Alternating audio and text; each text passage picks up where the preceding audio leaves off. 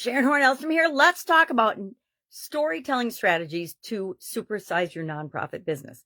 Now, I want to start right off the bat with saying storytelling is an incredibly powerful tool for any business. And I learned this working with the nonprofit sector. I've only worked with about a handful of different organizations that are nonprofits, but one of the biggest things that I took away from those experiences and use in other industries today is the power and the importance of telling a story and storytelling.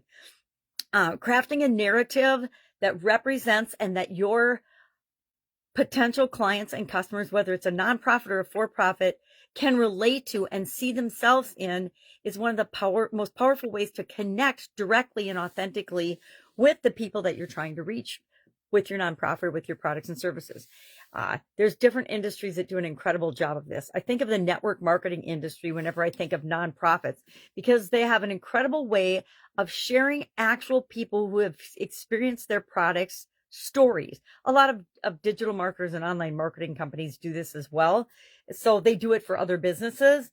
But what I have found is that your story as a person that's involved in a business, your story, your origin story is, if you craft it in the right way, one of the most attractive, most compelling ways to engage people and get them involved in your nonprofit or your business, your cause or your business. The power of storytelling takes a cause and puts a face to it. And people remember faces and stories more than and how they make them feel more than they remember the details of anything. Remember, we make buying decisions and investing and donating and helping different causes decisions based on emotion, and then we justify them with reason. People's stories connect us to the cause and the emotions, and then we support our decision with objective evidence and reasoning. Well, it's an important cause. I need to support it. I feel called to support it, whatever. So how do we use and how do we take storytelling? I'm not going to talk about the semantics and the details of storytelling. I'm going to talk about the framework of applying this strategy to your nonprofit business or to any business. Like I said, I found that when I was involved in a nonprofit and helping out with a different cause, my story was the most powerful tool I had in my toolbox for connecting with other people. And we all have our own stories with everything that we've been involved with, right? We share other people's stories. And that's really, really powerful, especially when they're a story that the person that we're talking to can absolutely positively see themselves in or relate to. So whenever we're sharing stories, we get to pick and choose.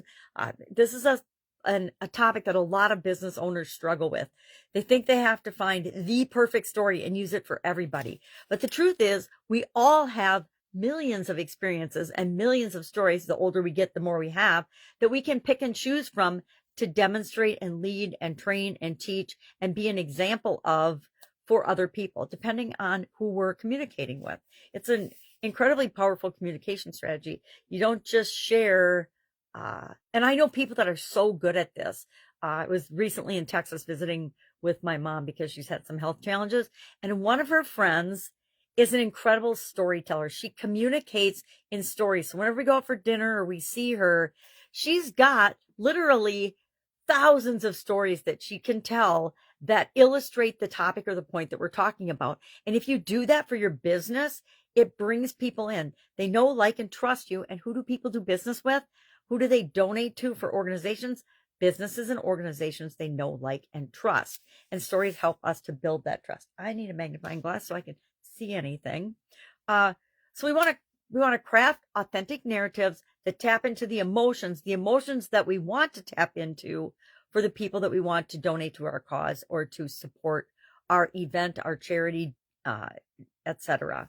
We want to do that same thing for our business, right? We want people that can relate to what's important to us because we know it's important to them and want to be in partnership, because really business is all an exchange of value. And so we provide value, people provide value back.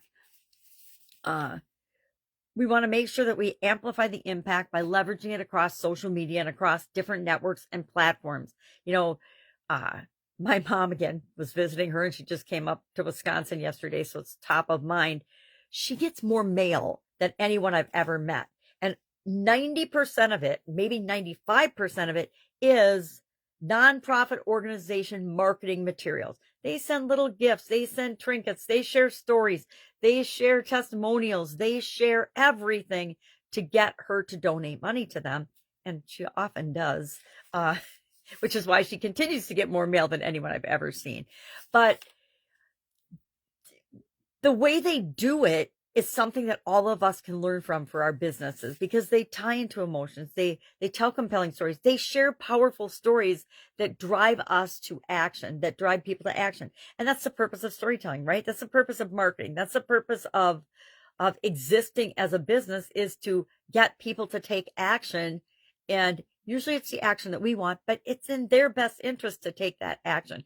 If we come at everything with the perspective that we're here to serve and solve problems and help people and help make the world a better place, the right people will come to us because we are right for them and our business is right for them. And that's especially true of nonprofits. We've all got horror stories about people whose money has been scammed by certain nonprofit or charitable organizations.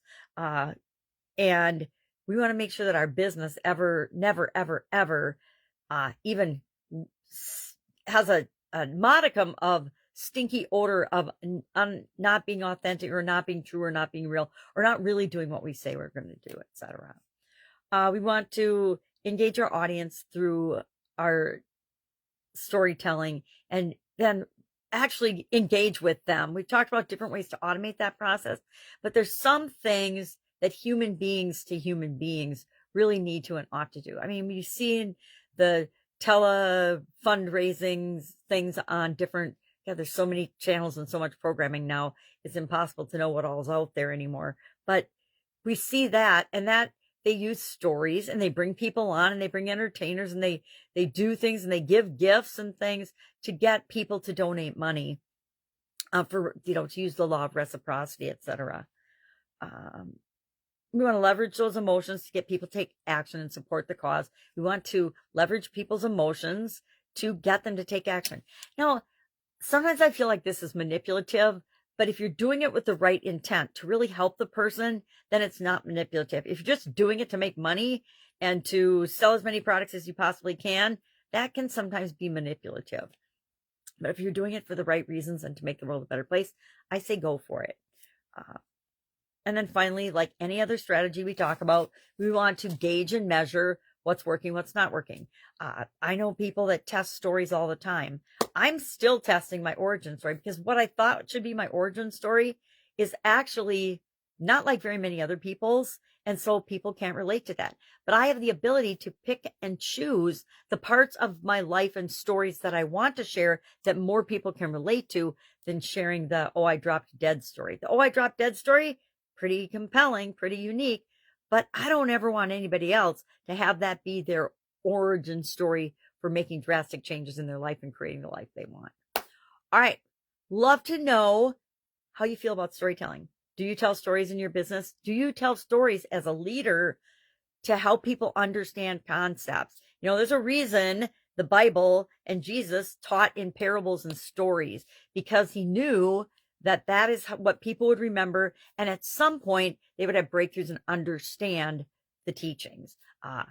I know that some of my favorite college professors were those that actually taught the material, but then gave examples and told stories of how it works in real life, especially for some of the more challenging engineering classes that I took. It's like, I cannot wrap my head around this concept. And then the professor or the TA would tell a story about it and how it applies and works and give some examples. And then boom, it was like a light bulb went off. All right. If I can help you anyway, ask.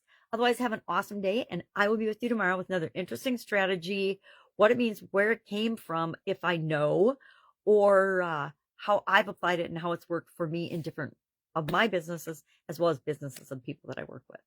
Have a great day. I'll, of course, be with you tomorrow.